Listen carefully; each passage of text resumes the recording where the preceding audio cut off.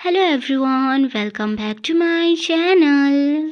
तो आज हम माय लिटिल पॉपुलर का 59 चैप्टर स्टार्ट करने जा रहे हैं। चैप्टर की स्टार्टिंग होती है, उन्होंने ग्रैंडफादर के घर एक सप्ताह बिताए। उन्होंने फार्म हाउस के मज़े लेने के कई तरीके खोजे, जैसे कि सब्जी चुनना, मछली पकड़ना, बारबेक्यू करना और ताश खेलना। ये शहर के शोरगुल से दूर एक शांत स्थान था। इसमें कोई आश्चर्य की बात नहीं थी कि जियान शुइंग कभी-कभी छुट्टियां बिताने यहाँ आया करता था। इतनी शांत जगह पे अपने माइंड को रिफ्रेश करना बहुत ज़्यादा आसान था।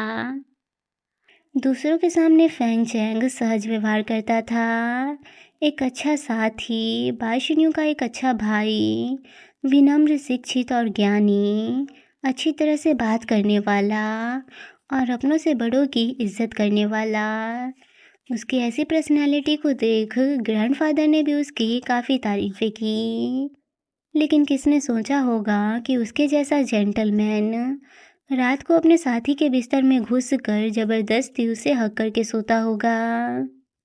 किन्हुआंग में एक सप्ताह बिताने के बाद जियान शुइंग फाइनली ये डिसाइड करता है कि वो वापस जाएगा।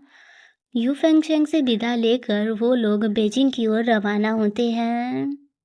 बीजिंग पहुंचने पर तुरंत जियान शुइंग शिन्यू को अपने घर भेज देता है, क्योंकि वो जानता था कि मिलिट्री से छुट्टी मिलना कितना ज़्यादा मुश्किल होता है और वो नहीं चाहता था कि शिन्यू अपनी छुट्टी को फालतू की चीज़ों में बर्बाद करे। इसलिए वो तुरंत उसे अपने घर भेज देता है ताकि वो अपने फैमिली के साथ इस छुट्टी को एंजॉय कर सके।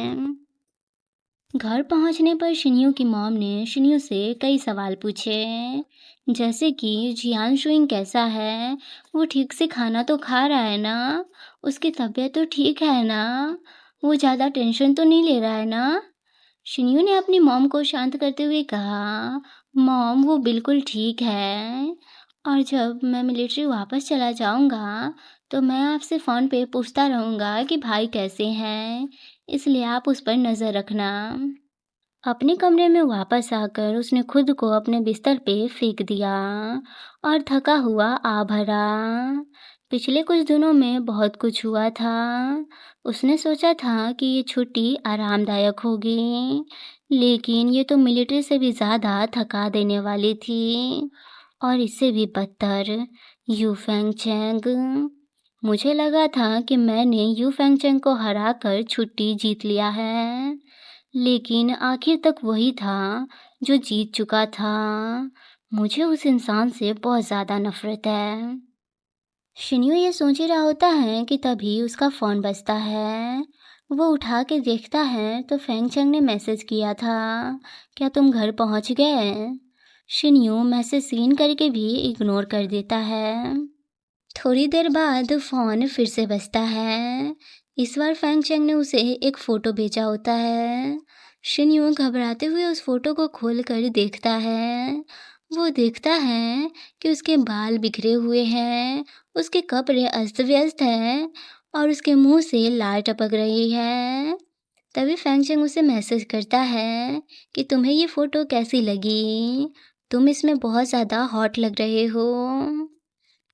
शिन्यू उसे कोसते हुए तुरंत उस नंबर पे कॉल करता है।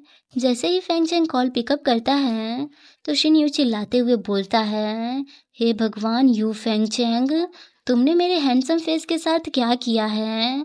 क्या तुम मरना चाहते हो? फेंगचेंग हंसते हुए बोलता है, अगली बार से अगर तुमने मेरे कॉल या मैसेज को इग्नोर किया तो मैं तुम्हें एक फ़ोटो भेजूंगा। शिन्यू से गाली देते हुए बोलता है, तुम कमीने, आखिर तुमने मेरी कितनी फ़ोटो ली है?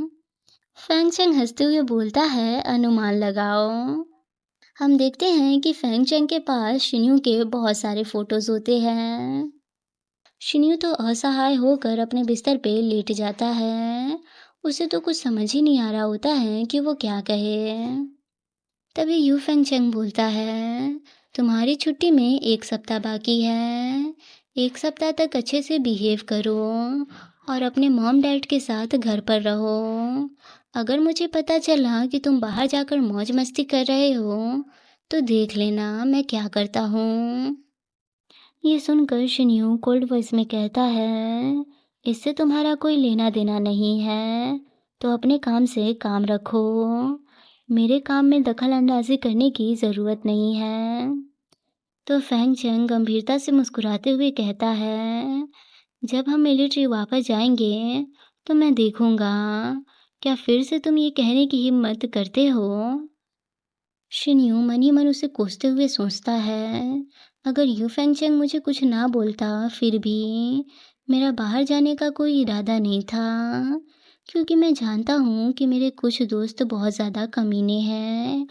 अगर मैं उनसे मिलने जाऊँ तो वो मुझे बस टीस करेंगे। लेकिन इनके अलावा मेरे बचपन का दोस्त जूजिंग, वो अभी भी मेरे टच में है। तो मैं उससे पूछता हूँ कि क्या वो मुझसे मिलने आएगा। शिन्यू जूजिंग को मैसेज करता है कि मैं छुट्टी पर हूँ, क्या तुम मुझसे मिलने आओगे। तो जूजिंग बोलता है ठीक है, हम कल मिलते हैं। अगले दिन जूजिंग शिन्यू से मिलने आता है। वो शिन्यू को देखकर कहता है, शिन्यू क्या ये तुम हो? तुम तो पूरी तरह से बदल चुके हो। तुम्हारी वजह से तो मेरे डैड ने भी मुझे मिलिट्री भेजने की कोशिश की। मैं तो इतना ज़्यादा डर गया था कि मैं उनके कंपनी में जाकर काम करने लगा। शिन्यू बोलता है, अच्छी बात है कि तुम अपने डैड के काम में हाथ बटा रहे हो। तुम्हें अपने लाइफ में सीरियस हो जाना चाहिए। देखो मैं अपने लाइफ में सीरियस हो चुका हूँ। शिन्यू को ऐसे बात करते देख जूजिंग कहता है, शिन्यू मुझे तुम्हें ऐसे देखने की आदत नहीं है, तो प्लीज़ नॉर्मल हो जाओ। लेकिन तुम सही बोल रहे हो, हमें अपने लाइफ में सीरियस हो जाना चाहिए। मैं अब कड़ी मेहनत करूँगा और सभी चीज़ों को सही से सीखूँगा। जब तुम अगली बार आओगे तो देख लेना मैं क्या से क्या बन गया होऊंगा। शिन्यू बोलता है ठीक है, मैं भी देखूँगा कि तुम क्या करते हो। जूजिंग तो नशे में पूरी तरह से टल्ली हो चुका होता है। उससे तो सीधा चला भी नहीं जा रहा होता है, और तो और उसका सर भी घूम रहा होता है। फिर भी वो कहता है, शिन्यू चलो, आज तुम्हारे वापस आने की खुशी में हम लोग एंजॉय करते हैं। हमारे सारे दोस्त तुम्हारा बार में इंतज़ार कर रहे हैं। आज हम लोग तब तक पिएंगे जब तक कि हम पूरी तरह से टल्ली ना हो जाए। शिन्यू कहता है नहीं, मैं नहीं जाऊंगा। जूजिंग मुंह बना के बोलता है, क्या तुम नहीं जाओगे? अब जब तुम सफल हो गए हो तो तुम अपने दोस्तों के साथ भी नहीं घूमोगे। तुम्हें क्या लगता है हम तुम्हें ऐसे ही छोड़ देंगे? शिन्यू बोलता है ठीक है मैं चलूँगा। और उसी वक्त फैंग चेंग शिन्यू को कॉल कर रहा होता है, लेकिन शिन्यू कॉल नहीं उठा पाता। या ये कह लें कि वो अपने दोस्त को संभालने में बिज़ी होता है, इसलिए उसका ध्यान नहीं जाता। और शिन्यू को इस तरह से कॉल ना उठाते देख फैंग चेंग बोलता है, बाय शिन्यू, तुमने मेरी बातों को एक कान से सुनकर दूसरे कान से बाहर निकाल दिया, है ना? आगे हमें सीधे बार का सीन दिखाया जाता है। शिन्यू के दोस्तों ने शिन्यू को पिला पिला कर नशे में चूर कर दिया होता है। जू सिंह उसे एक और बोतल देते हुए कहता है, शिन्यू ये लो इसे पकड़ो, अभी हम और पियेंगे। वो बोतल ख़त्म करके शिन्यू खड़ा होते हुए कहता है, ठीक है मैं अब वापस जा रहा हूँ। उससे तो चला भी नहीं जा रहा होता है। वो 2 कदम चलता ही है कि तभी नीचे गिरने लगता है। तभी एक लड़की उसे पकड़ लेती है। वो लड़की शिन्यू को अपने साथ बैठाती है और कहती है, ब्रदर मैं आपको ले चलती हूँ। आगे हमें सीधे नेक्स्ट मॉर्निंग का सीन दिखाया जाता है। शिन्यू अपने सर को पकड़ के उठता है। उसका सर अभी भी घूम रहा होता है। फिर उसकी नज़र बगल में जाती है। अपने बगल में लड़की को सोए देख तो उसकी आत्मा तक काँप जाती है। वो मन में बोलता है, क्या ये क्या चल रहा है? मुझे नहीं याद कि मैं किसी होटल में आया था। मैं तो अपने दोस्तों के साथ था। आखिर ये सब चल क्या रहा है? फिर उसे सीधे फेंगचेंग की याद आती है और वो मन में बोलता है, अब तो सब खत्म हो गया। अगर उसे पता चल गया तो मेरा क्या होगा? वो कपड़े पहनने के लिए बेड से नीचे उतर रहा होता है कि तभी वो लड़की बोलती है, क्या टाइम हो रहा है?